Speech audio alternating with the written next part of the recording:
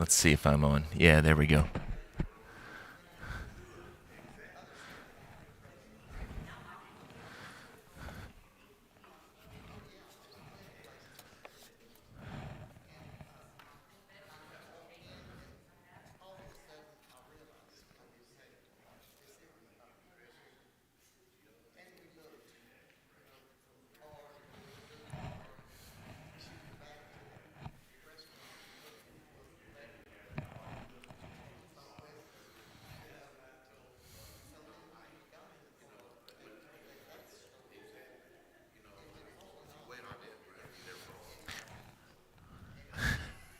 Well, I hadn't said anything yet because,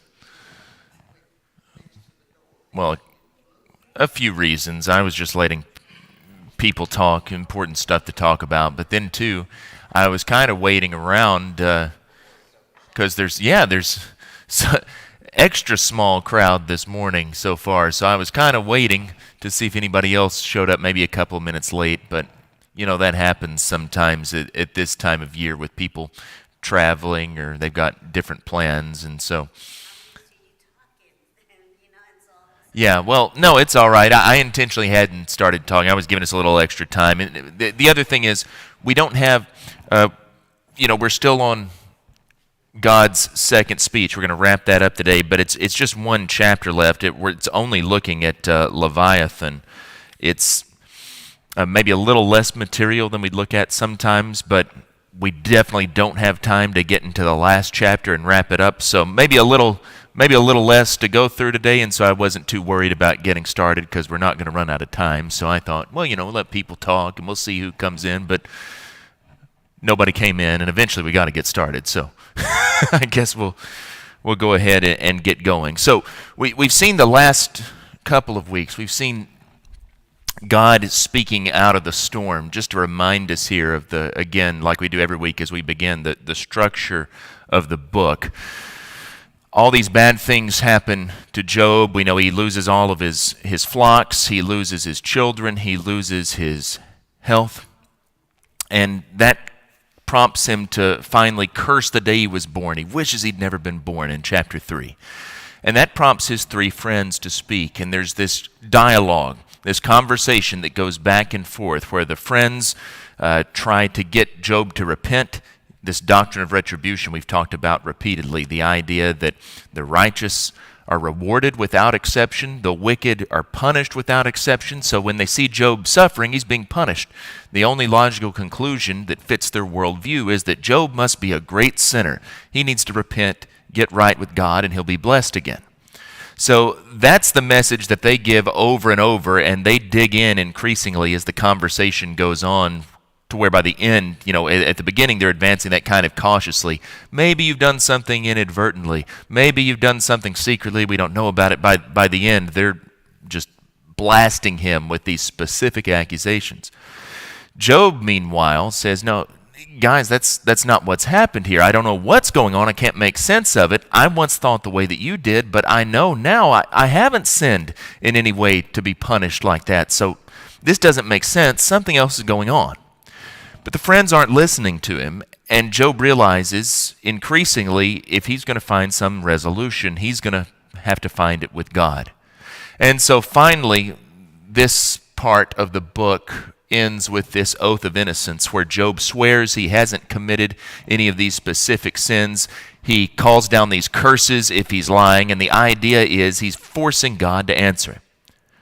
Of course, God can't be forced like that by any man, and so we have this interlude where this young man, Elihu, speaks. He sort of prepares the way for God in that he still doesn't speak entirely rightly about Job, but he does say some correct things about God, that God's the one who's in control, that God wisely, benevolently oversees the world, and that foreshadows what God himself says when he begins to speak. Chapters 38 through 41 in two speeches. And this is what the book, as we've said, has all been building toward. Job has longed for this word from God, and God now speaks. But what he says is very different than what either Job or his friends expected, because Job has sworn this great oath of innocence. I'm not guilty of these things, and if I am, let all these curses befall me. God doesn't ever address that at all. God never even mentions that oath of innocence that Job took. Meanwhile, the friends have all been speaking for God as if they know God's mind, and they think God's going to come down and give Job his comeuppance, which he does in a sense, but they expect God to indict Job for these specific crimes, and there's nothing like that. God never accuses Job of any sin. In fact, at the very end of the book, we'll see this next week, he says that Job has spoken rightly about it. So neither party has this quite right. God speaks, but what he says is entirely unexpected. He addresses Job like a teacher. He's trying to get Job to understand things a little bit better, and it all revolves around this series of rhetorical questions. Job has thought he's so wise, he's so smart, he's going to question God. Well, here, I've got some questions for you. He turns the tables on him, and Job, on the one hand, is called into question the way that God has created and he oversees the world. So God says, okay, Job, you must know all about this. So what do you know about when I made light? What do you know about the place where the sea comes from, or where light dwells, or the storehouses for the snow and the hail, so on and so forth? And, of course, Job doesn't know anything about any of that, which is the point. He's not supposed to answer any of those questions. But we get to the end of that first speech. The whole point is God wisely, justly, benevolently oversees his creation. Job, as a human being, is of so much more value than the animal world. Same point Jesus makes in the Sermon on the Mount. Don't you think that God can control Job's life? Don't you think he's aware of what's going on? He can take care of him, especially because Job is God's servant. They've been in this relationship together, so of course he cares for him. Of course nothing is happening outside of his knowledge. And just because things seem bad now, that doesn't mean that it's happening all outside of God's control.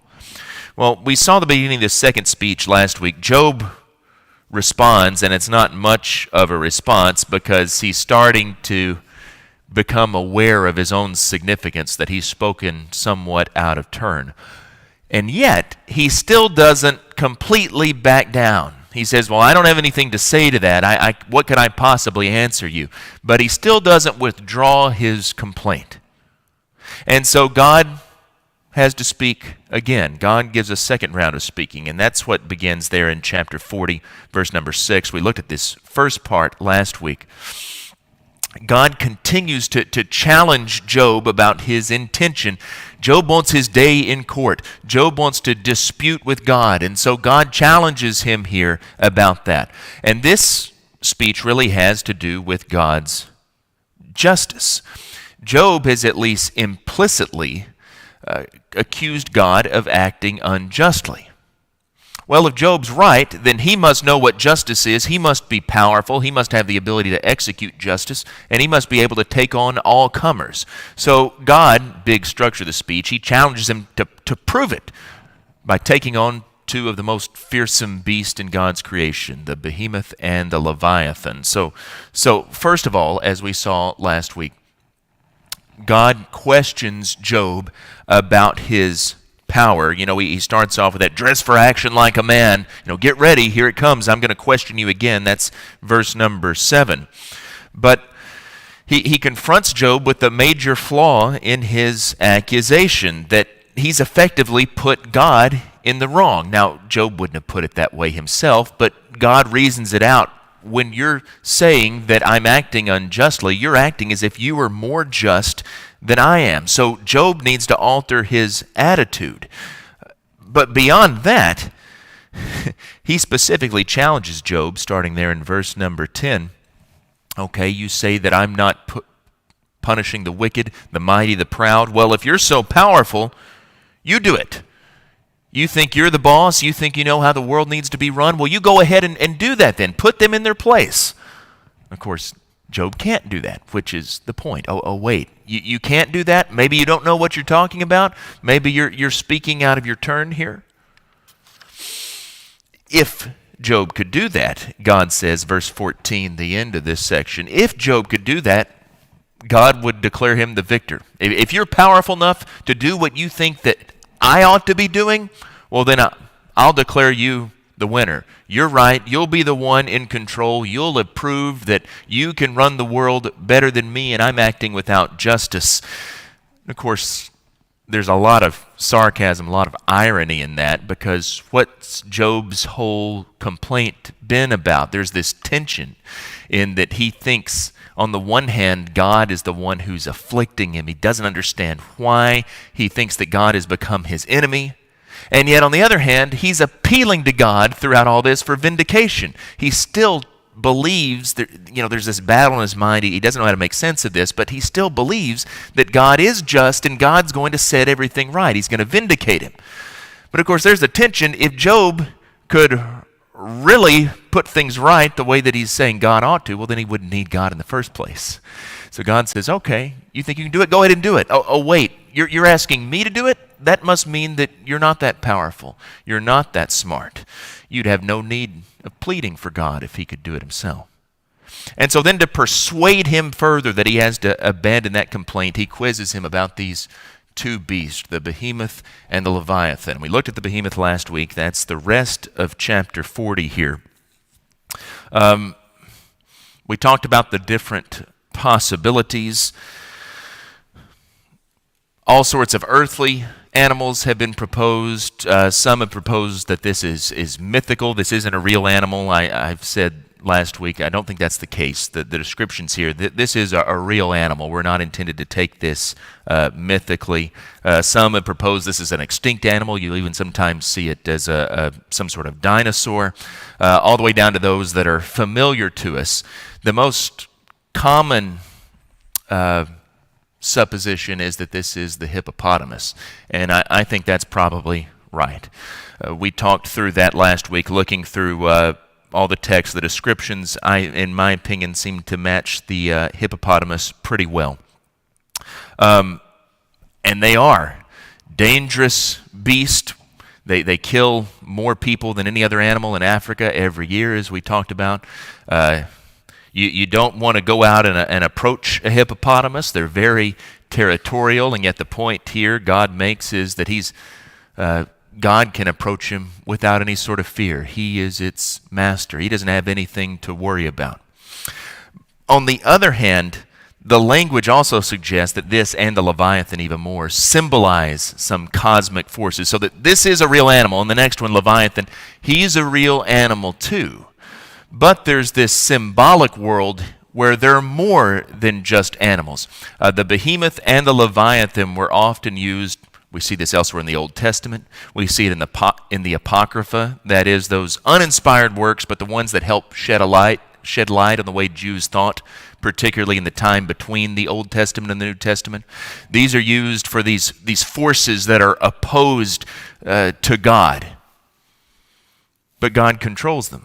In fact, in the Old Testament, God not only controls them, He created them. He doesn't have any need to be afraid of them at all. So there's this idea, if Job can't even control these two animals, how can he possibly hope to control the figurative forces that they represent, these forces of chaos, of evil? And if he can't do that, how in the world can he hope to contend with God, which is what he's trying to do in questioning him? That's what this is all about. We go through the behemoth, and then in chapter 41, we get to the Leviathan. The description of Leviathan is 3 times longer than that of the behemoth, and that's what we'll spend the rest of our time looking at today. But this continues that theme, chapter 41, of human inability to capture, to control these creatures that are the pinnacle of God's creation. And God draws his attention then to the Leviathan. This has again been identified a number of different ways, but the most common identification, ancient and modern times, is the crocodile. And I think, I see Andre nodding. He's like, yeah, he's heard that, thinks that. Maybe he studied this before. I think the crocodile is probably the right answer here, too. Crocodiles were numerous in ancient Egypt. In fact, this is the Nile crocodile here, one particular subspecies of crocodile. There's evidence of crocodiles existing in ancient Israel, especially along the coastal streams.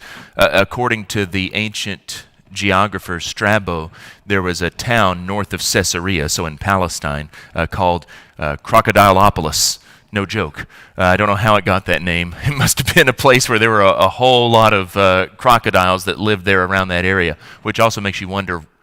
I don't think I'd go settling in a place called Crocodilopolis. That doesn't sound like any town I'd want to settle down in. But at any rate, crocodiles in ancient times did exist in Israel and probably in points to the east, like where Job lived. There's another view, much like with the behemoth, and I've already touched on this somewhat, but another view that this is a sea monster, this sort of symbolic, mythological force, embodiment of chaos, embodiment of evil. Again, this is a real animal when you look at the description, but I do think there's something to that in that leviathan is often used in this symbolic way. We've seen it already in Job, and you see it elsewhere in the Old Testament. For instance, in the 74th Psalm, God is said to defeat Leviathan, defeat the sea monster when he delivered his people. God didn't literally defeat a crocodile, of course. We're not talking about something like that, but it's the way that this is used symbolically for all those forces that are opposed to God. The day of the Lord will feature a defeat of Leviathan, Isaiah chapter 27, verse 1. Again, used symbolically, these forces of chaos, of evil that are opposed to God. In Ugaritic literature, which is society in the ancient Near East, we've talked about them before, there's a dragon called Lotan who plays this same sort of role for Baal. You know about Baal. Baal's the chief Canaanite deity, the storm god. Lotan is this sea monster that Baal defeats, and that's how he has the right to rule. So a lot of scholars have assumed that's what's sort of in mind here. Others in more recent times have even posited that this is a literal dragon. We're going to see some imagery that alludes to him doing things. If you go down to verse number 18 and following, his sneezings flash forth light. Out of his mouth go flaming torches. Sparks of fire leap forth. So more than a dragon, positing that some sort of a fire-breathing dinosaur, again with a dinosaur idea. And I've seen arguments to this effect. There's, just as an example, there's an insect, the bombardier beetle, that actually expels fire like that. It's got a couple of chambers. I forget all the details, but it mixes a couple of different gases internally and then shoots out a flame. And so there's an argument that we found certain fossils of dinosaurs that seem to have cavities in their skulls that maybe, hypothetically, could have done that very same sort of thing. At any rate, I just mentioned that as all the possibilities. You may come across some of these, but most likely it's a crocodile. That's the position we're going to take, just as the working hypothesis as we go through here.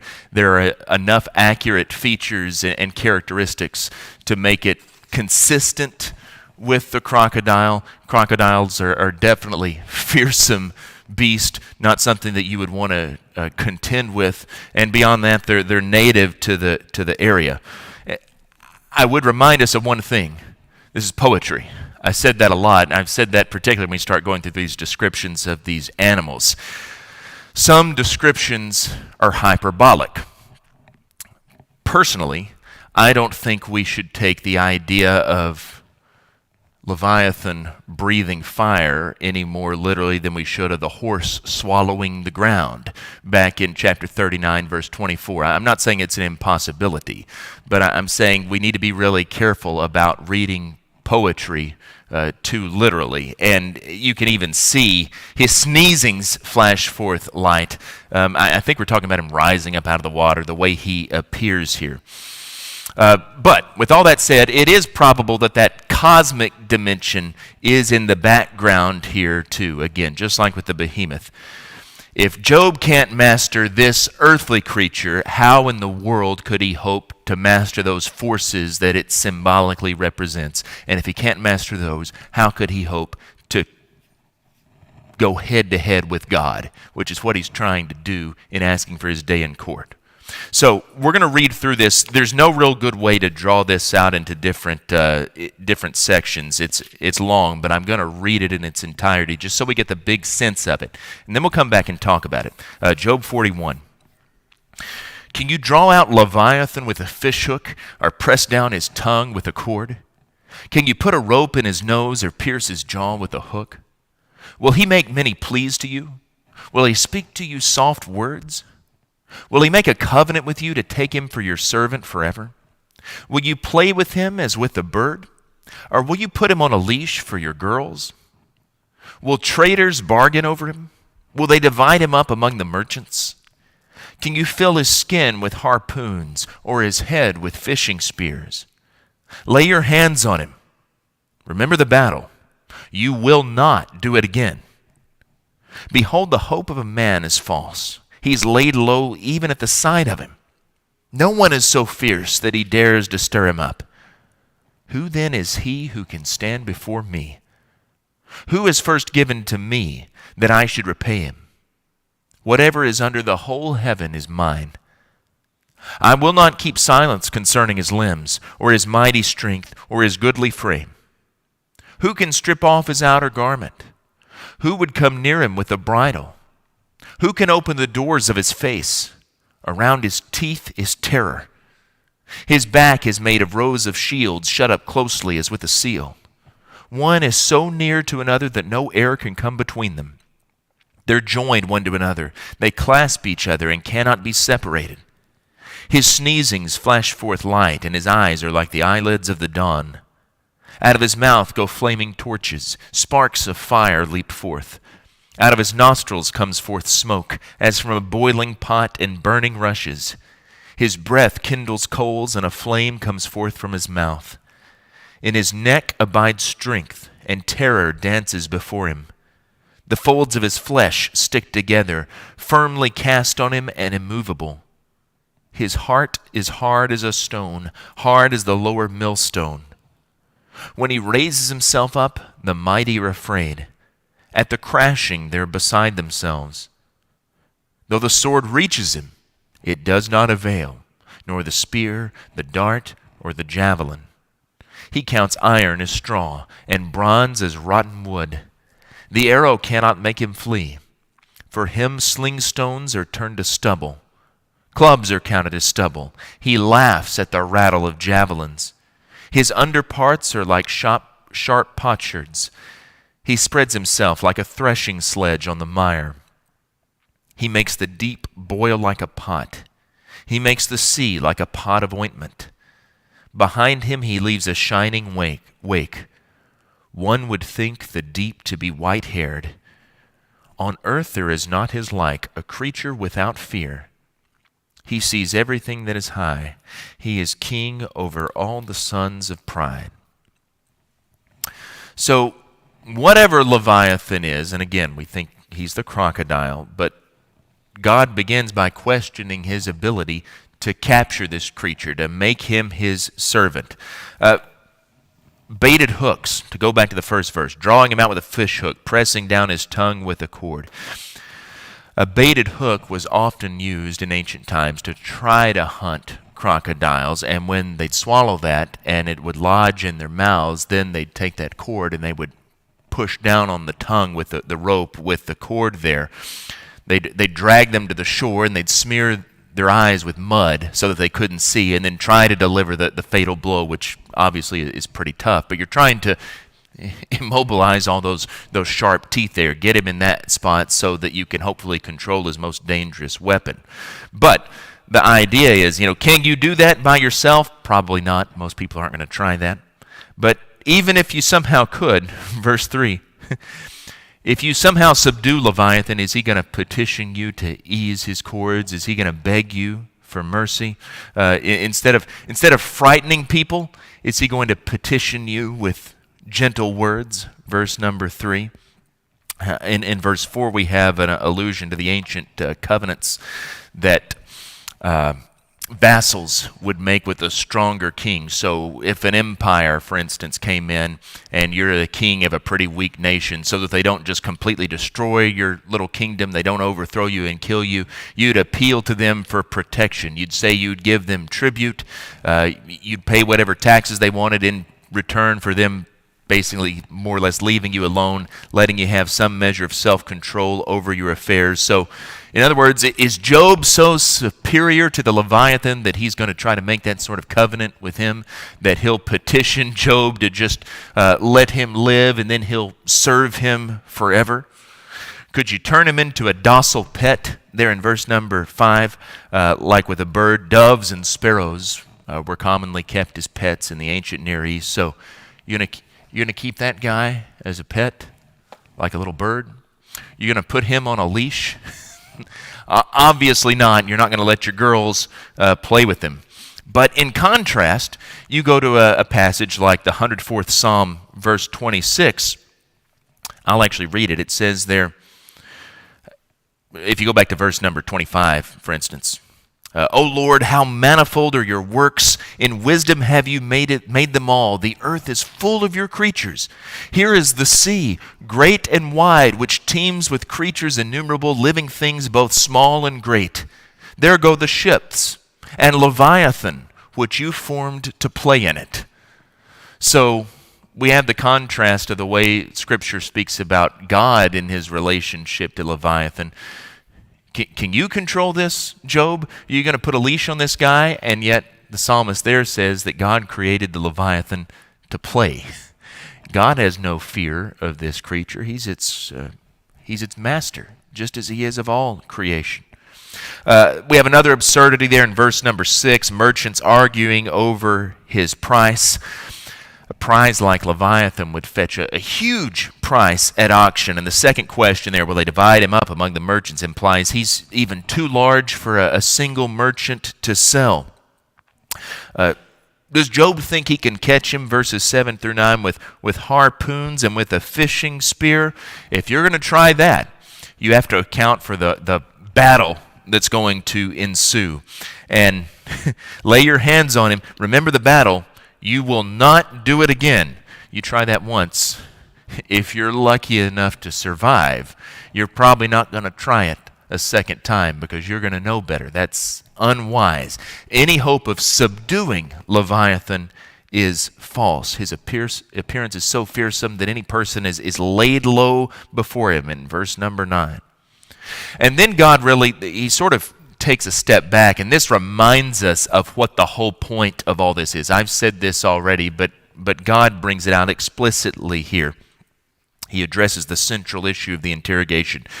No one is so fierce that he dares to stir him up. Who then is he who can stand before me? If Job is not brave enough to stand up to Leviathan, to incite him, to subdue him, how in the world can he hope to stand before God, which is effectively what he's doing in trying to drag God into court to give an account for himself? In fact, who is first given to me that I should repay him? Whatever is under the whole heaven is mine. Who could ever confront God and expect God to concede? Everything is subject to God. The whole universe belongs to him. So how could they ever hope that he would give in? It's impossible to win. So God is confronting Job with just how audacious his plan is. I will not keep silence, God says. Remember, one of the ways that you win in court in the ancient world, I've said this before, is you reduce your opponent to silence. He's got no argument to be made. In fact, that's how we're going to see that God essentially defeats Job. Job is reduced to silence. He doesn't have anything else to say. But God says, I will not keep silent. So he goes on to continue boasting about the strength of this creature. Leviathan is impregnable, verses 13 and 14. Nothing can pierce its coat. Hunters have to use hooks. They have to use ropes. If they're even successful in opening the mouth, which remember we said that's the strategy you try to use, but even if you can do that, well then you're confronted with all those teeth, and that causes terror, as it says. So Job has been concerned with being overcome by terror. He said that a lot. If God were to face him, that he's afraid he might be terrified. Well, you can't even face this without being terrified. How can you face God? God shows him, you're right to be afraid. You think you tremble before Leviathan. Imagine standing directly before the throne of God and trying to contend with him. This is nothing compared to that. His back looks like a row of shields, verses 15 through 17, and that sounds very much like that armor that we see on a crocodile skin. That hide is so tightly woven there, nothing can pierce it. It's like armor. And then we have that poetic imagery, what I referred to as hyperbole earlier, verses 18 through 21, of all these ominous characteristics that he has. When he sneezes, and it does refer to sneezing there in verse 18, water sparkles like flashes of light. The reflection of the light in his eyes looks like the rays of the dawn. The sparks of fire, the flaming torches, I think that's the light, probably a poetic description of the light gleaming off of those teeth. And he spews out his breath in a steaming spray when he rises up out of the water, like smoke coming out of a pot. He's exceptionally strong, verse number 22, and its very movement conveys it. We all know, his neck abides strength. We've all seen those nature documentaries of the crocodile moving and just how powerful that neck is. Its movement conveys it. We can all see that, and that itself causes terror. His body, 23 and 24, makes him invincible. You notice we got the word firmly cast, verse 23, and then the word hard used twice in verse 24. So firm or hard used 3 times in 2 verses to give an idea of just how we talked about it as armor, but just how hardy even his body is. It compares it there to the lower millstone in a mill with the 2 stones grinding up grain to make flour. That lower millstone is always the harder one because it has to bear the brunt, the weight of the upper one, grinding against it. So his body is hard like that lower millstone, bearing all the brunt of that grinding. Verses 25 through 29, even the mightiest heroes are terrified by his appearance. Instead of attacking, they retreat. They withdraw in fear. And they have no weapon that can penetrate him. That's one of my favorite parts of this, all these descriptions. The sword reaches him, but it doesn't do anything. Spear, the dart, the javelin, no good. Iron, that's like straw. Bronze is like rotten wood. Arrows, slings, clubs, none of those things bother him. He taunts his opponents by laughing at them when they try to bring those things against him. When it moves along the bank, it leaves marks like a threshing sledge there in verse number 30. That's an implement that was used to crush grain, and so it gives the impression that its underside there is composed like of rough potsherds, that is these shards, these fragments of pottery.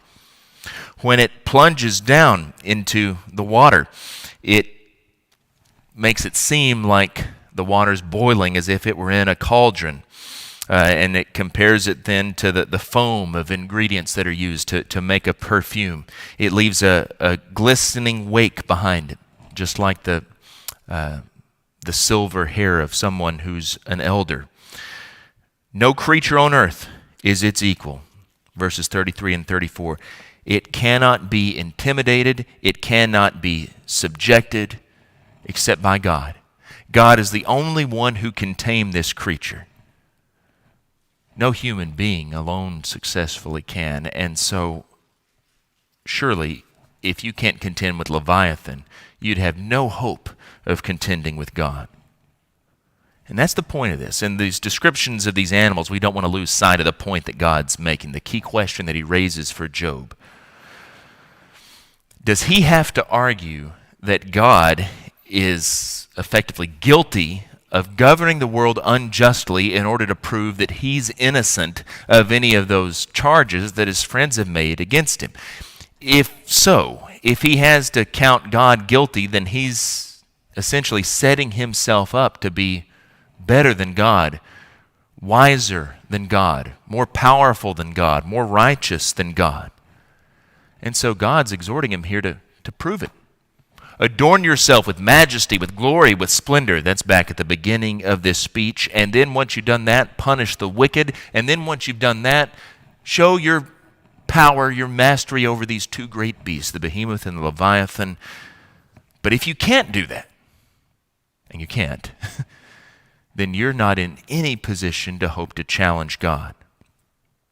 So really in both of these speeches, God is attempting to persuade Job that he's in control of everything in the universe. All forces, earthly forces, cosmic forces. That means that even though Job has been brought low in affliction, God's in control of that too. He might not have actively caused it, but he's the Lord of all of those forces, even the ones that caused Job to be in this predicament that he's in. So if Job is ever going to pass through this, he's going to have to relinquish his complaint. He's going to have to submit to God and his governance of the world. He's got two choices. He can either keep on arguing, he can either dig in, he can either hold on to his complaint and actually fight against God, and God says, you're going to lose. That's the point of these. Or else he can submit to God, accepting, trusting, despite the fact that sometimes the curses come right alongside the blessings. Sometimes you end up on the ash heap right after you've had the riches.